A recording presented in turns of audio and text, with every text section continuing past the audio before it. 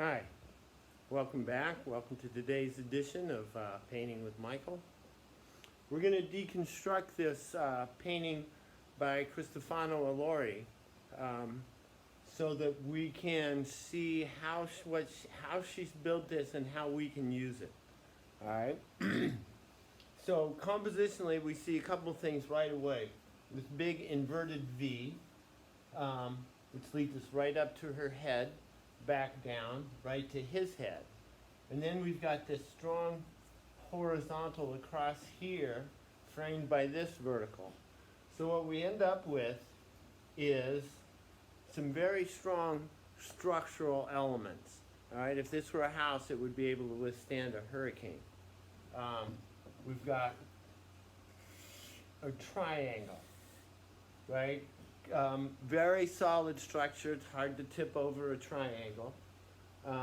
Then we bring that vertical down, this horizontal across here, and then we start adding this one, and then we loop over here. All right, I did that a little too far. Up in here. So now we've got all these big elements working for us. What we see here, one of the main things then that we see is how important that point is here, where all of these different elements at her shoulder fan out, and so create this as a focal point, which she's then actually taken the real subject of the painting, her face. I mean, she's taken, created that focal point right there, which is a little bit off from her head.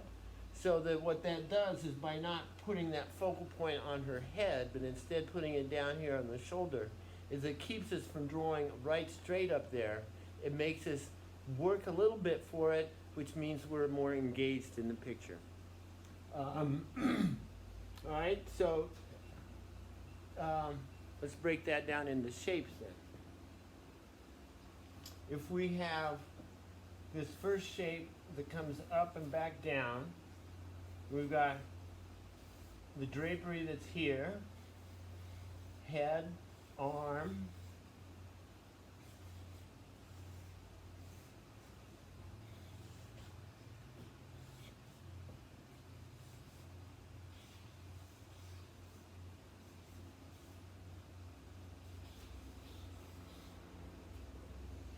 shapes.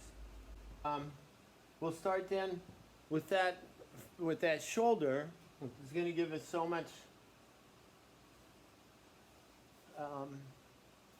tells us so much about where everything's going to go. That's going to be the top of her head. We know it's going to be about there. So we have to make things fit. My canvas is a different ratio. It's wider than hers, so I'm going to have to do some stretching. For that, I'll probably move her head up and try to make her a little taller so that the width I don't have to expand as much.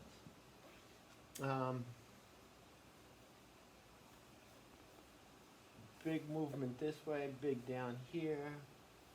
Now here again I'm using burnt sienna in a thin wash. It helps me find things, get a taste for where my shapes are going to be, and how they're connected. Right? So a line that comes from here not only comes down to his head, it comes down a little figure 8 back up here, this edge back down this edge. So now I've got this edge in, I've got this edge in, I've got down here where this becomes a real cylinder. You can really see that form there. Here it's a little, you don't get it as clearly. Here it's a real strong cylinder and you really see it. So not only have I gotten the shapes as shapes and more or less where they want to be, I can start connecting them with my lines. So as I come up here, to the shoulder, I not only come down, but I can come down the outside, the right side of that arm, loop back in to this side, come down around here, and back up. So I get this figure 8 that now I've got, you know, part of her arm is connected to his head now. Then we can come back and start adding, you know, a little more definition. The edge of this shirt actually ends here, comes over, becomes a bit of another triangle here. Let's take some of that out. This part of her arm, the white sleeve of her arm, becomes a cylinder that we can really see that form. It comes around, the light catches on this side, gets a little more medium value before it disappears into that dark. So I'll start by making shapes. It's not going to be, you'll see I'm not as concerned with value right now. I'll come back as I start to refine the shapes. That's when I'll start adding value. Right now I want to get the shapes where they belong in relation to each other and in relation to the edges of the canvas.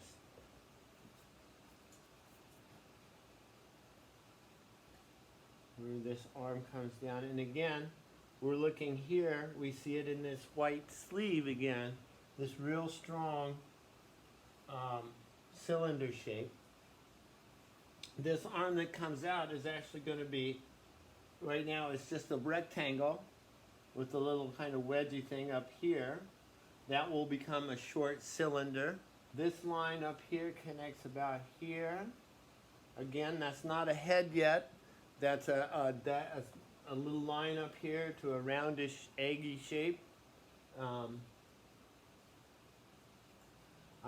sometimes will get intimidated about drawing people, but if I'm drawing an eggy shape with a crooked line, that seems to simplify it a lot for me. I'm a lot less intimidated.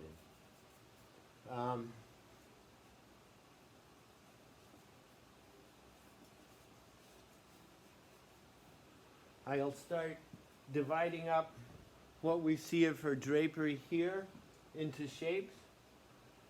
So that little, but mostly I'm going to try to get the movement.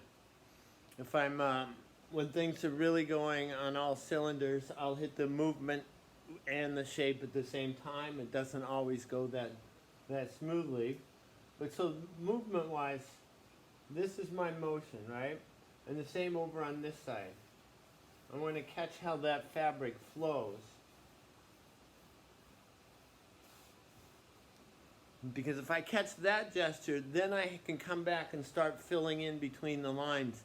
And I've got some lines that are more engaging, more entertaining to fill in.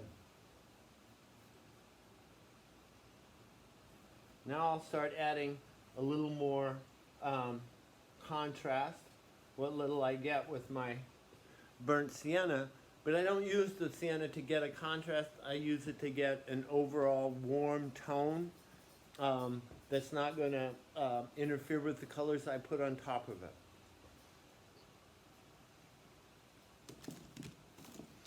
By adding a little burnt umber, I start to get a much fuller range from light to dark.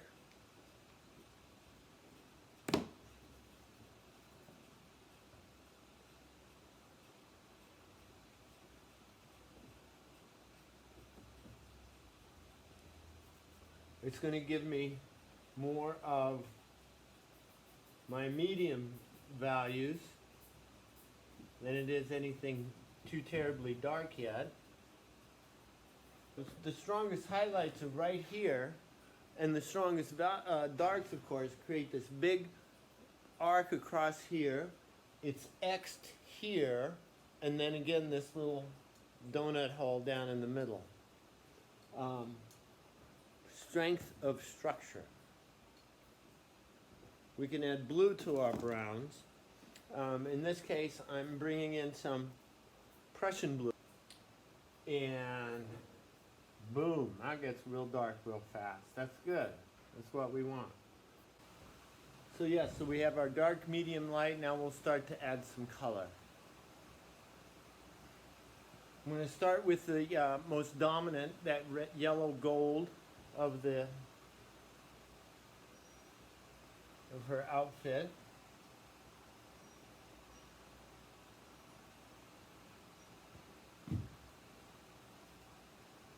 And again, I'm following the lines of the movement in her gown, where it comes down underneath down her armpit, across her chest and down. Those are straight lines. I'm using the fattest side of my brush. I've switched to a large round, again, a hog bristle. It's a stiff bristle brush, yeah.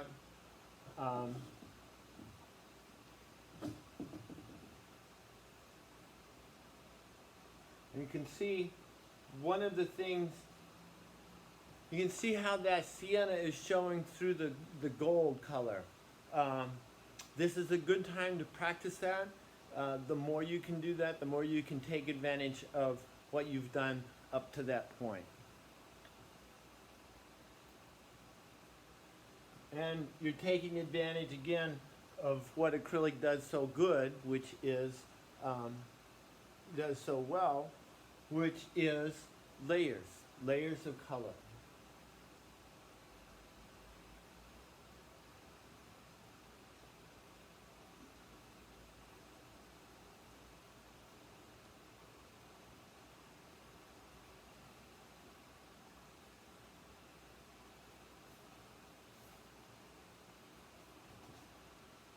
A combination of yellow ochre and cadmium yellow medium.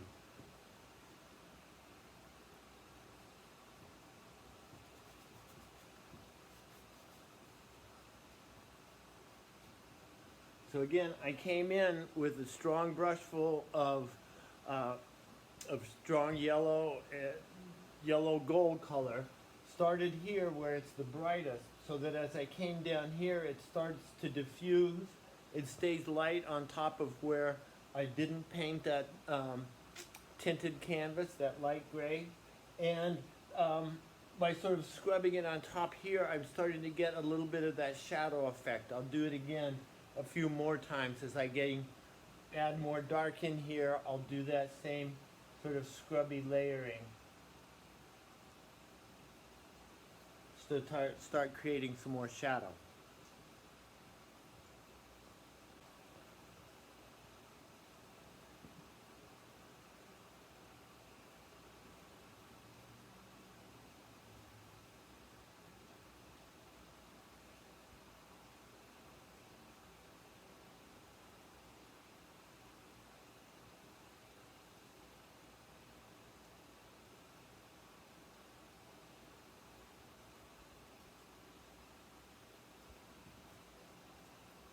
We'll bring in some of the red of her shawl. For that, we'll use some cadmium red medium, and to dull it down a little bit, we'll use some of this dark that we used, but just a bit of it. We'll just bring in we'll just kind of smear it around in here, and then come over and pull the red into it until we find the right ratio and we get enough to work with for a little bit. Okay?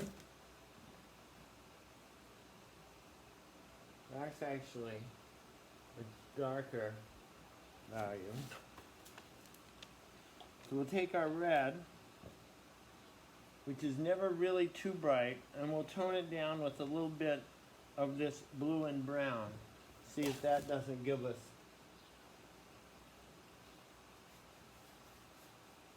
Well, it's still pretty bright. But we're going for it anyway because it will help us. These off colors can help build up those layers underneath. It's not going to be right for where we want it, but there are going to be a few places in here where this scruffy reddish brown is going to be perfect. So we'll be ready for those. And I can get some red on top of my dark, but that little of that black is going to show through. So I'm already darkening my red as I add it. If I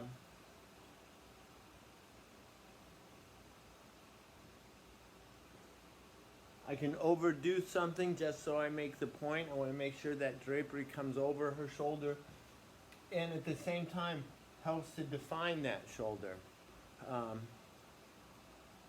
We'll see where some of these fabric folds come over and help accentuate those points.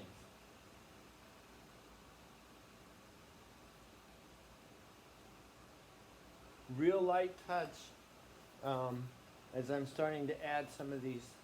Mix a little burnt sienna and burnt umber in with the red that I have in my brush.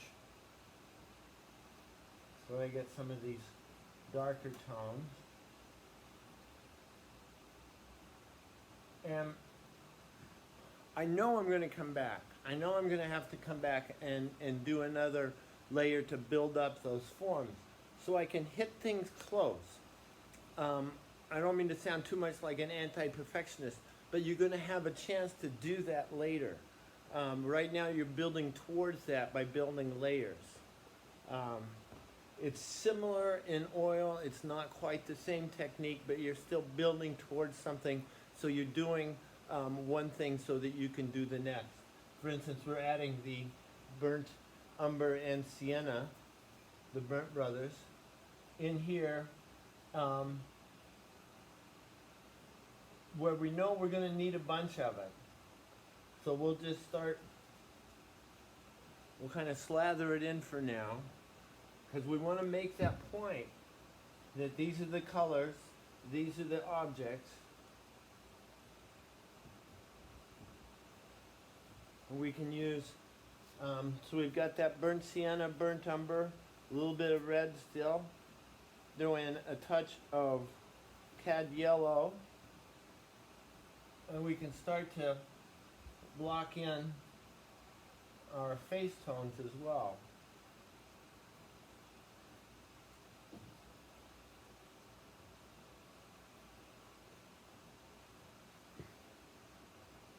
So, you know, when I say we swab in a bunch of color, I don't mean we just go in with our non-dominant hand and give it our best shot. You really are trying to shape that head and that contour and down to that chin line.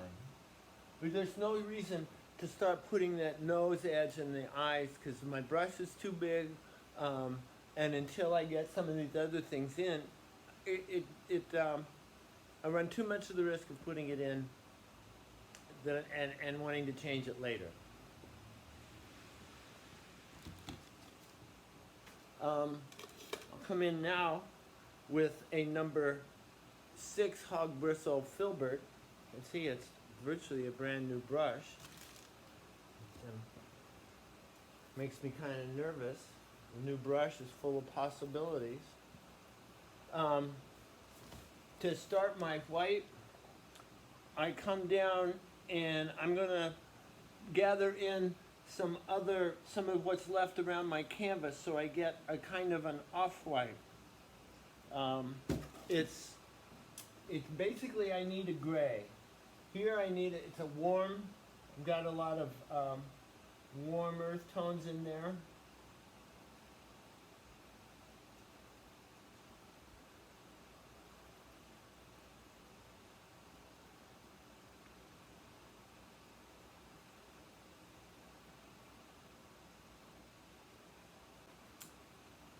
So now we can look at refining some of those shapes. We've got the big shapes now.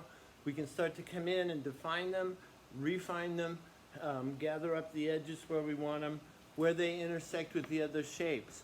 As an example, here, where her sash comes over, it comes down in a starts as a rectangle between her sleeve and where that sash drops.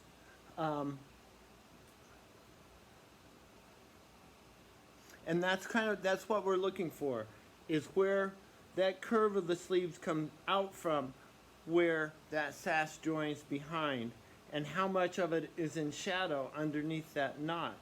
and what that squeeze between here and here, it's going to come down in a little bit of a triangular shape there. Here, this sleeve where it starts, it makes a triangle here. You can see another triangle that's formed here, one that's formed here. So if you see these smaller shapes, add them. Pretty soon you'll have a hole.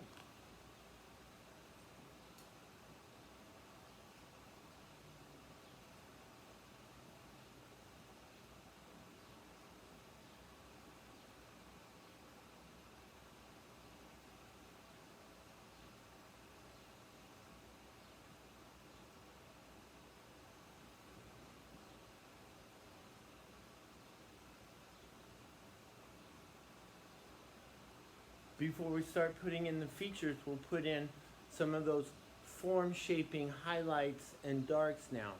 So without necessarily thinking them as eyes and eyebrows and nose, we're going to think of them as lights and darks, where the light hits the larger object and where it goes into shadow. So we'll start with, again, some warm burnt sienna with some burnt umber and white. It's going to be a very neutral, sort of earthy color.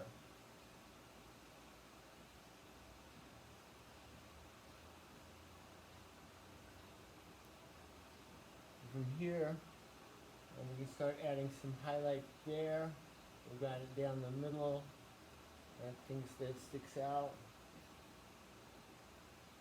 A little bit here. There's a little triangle of skin there of her neck. So we can go through while we have it on our brush and start adding a little skin tone color.